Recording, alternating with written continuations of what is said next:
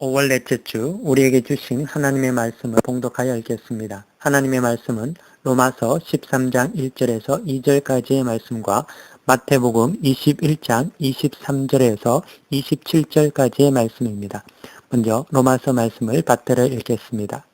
각 사람은 위에 있는 권세들에게 복종하라. 권세는 하나님으로부터 나지 않음이 없나니 모든 권세는 다 하나님께서 정하신 바라. 그러므로 권세를 거스리는 자는 하나님의 명을 거스림이니 거스르는 자들은 심판을 자취하리라.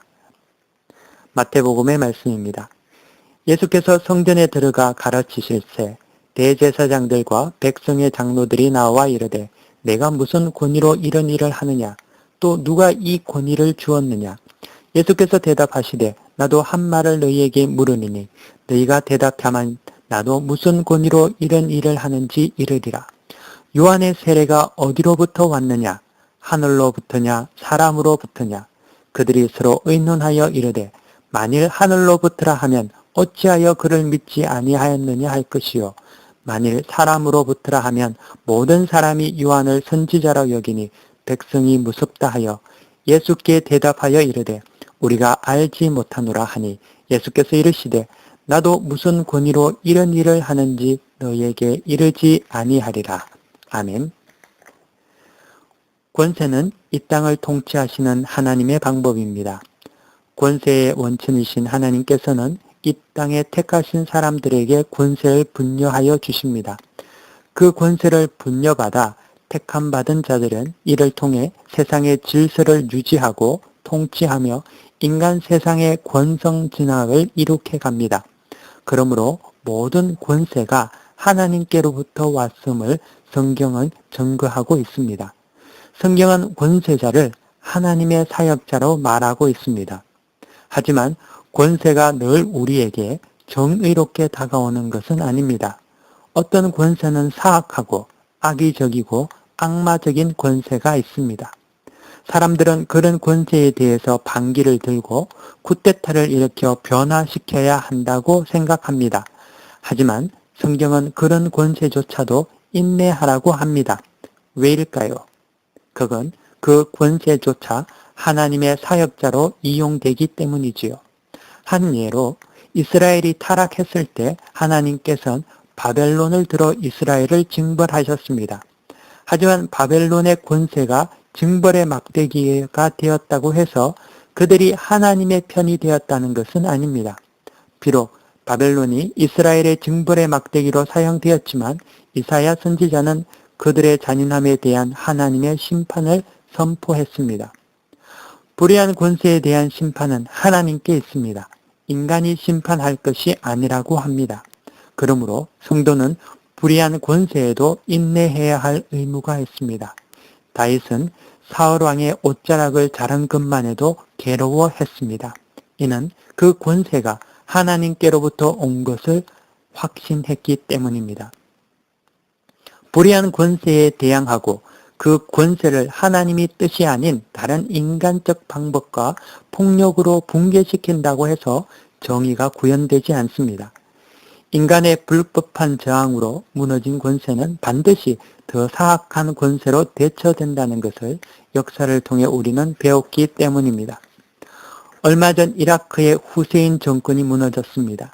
하지만 지금은 이라크는 무질서와 공황 상태이며 영토의 대부분이 이슬람 국가에 의해 장악되고 있습니다. 후세인 정권은 악했지만 그래도 그 권세 아래 있을 때가 사실 지금보다 나았던 것이지요. 불의한 권세에 대한 심판은 하나님께 맡겨두어야 합니다. 고통당하는 자들의 신원을 하나님께서 간과하지 않으십니다. 그리고 그 고통에는 반드시 하나님의 섭리가 있음을 믿어야 합니다. 하지만 이를 간과하고 권세를 대적하느라 경거망동하는 자는 성도의 자세가 아닙니다. 이 시대는 어느 시대보다 더욱더 권세와 권위를 부정하고 무시하고 거부하는 경향이 뚜렷합니다. 권세와 권위를 거부하고 모두가 평등한 세상의 유토피아를 낙관하는 시대입니다. 이런 사조에 권세나 권위를 말하는 것은 심히 불편하게 들릴 수 있습니다. 그 여파로 이젠 가정에서도 부모의 권위가 땅에 떨어졌고 학교에서도 교사의 권위가 떨어졌고 어른의 권위도 심지어 대통령의 권위도 인정하지 않으려는 시대에 살아가고 있습니다. 권위나 권세에 대해서 말하면 고리타분하다고 생각하고 뒤떨어졌다고 느끼는 경향성이 강합니다. 하지만 성도는 권세와 권위에 대한 바른 이해가 필요합니다. 권세와 권위는 신적인 속성입니다. 권세는 사람이 부어주는 것이 아니라 하나님이 주신 것입니다. 그 권세를 바르게 사용할 때 하나님의 통치가 대행됩니다. 하지만 그 권세와 권위를 바르게 사용하지 않을 때에는 하나님께서 심판하십니다.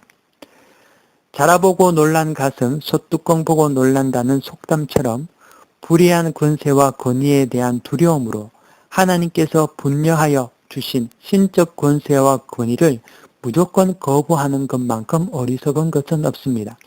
특별히 우리는 말씀의 권위와 권세에 대해서 깊이 주목할 필요가 있습니다. 마태복음 21장에서는 백성의 장로와 대제사장이 예수께 나와 그의 권세가 어디로부터 왔는가에 대해서 논쟁을 합니다.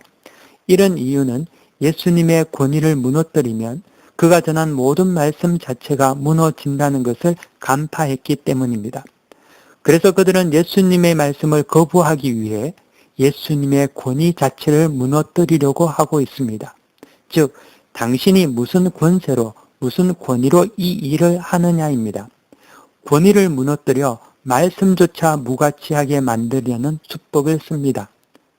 사단은 말씀을 거부하고자 전하는 자의 권위를 공격합니다. 하나님의 말씀을 선포하면 너희 교회는 어떠하냐? 너의 인격이 문제가 있지 않냐? 학력과 경력이 모자라지 않냐?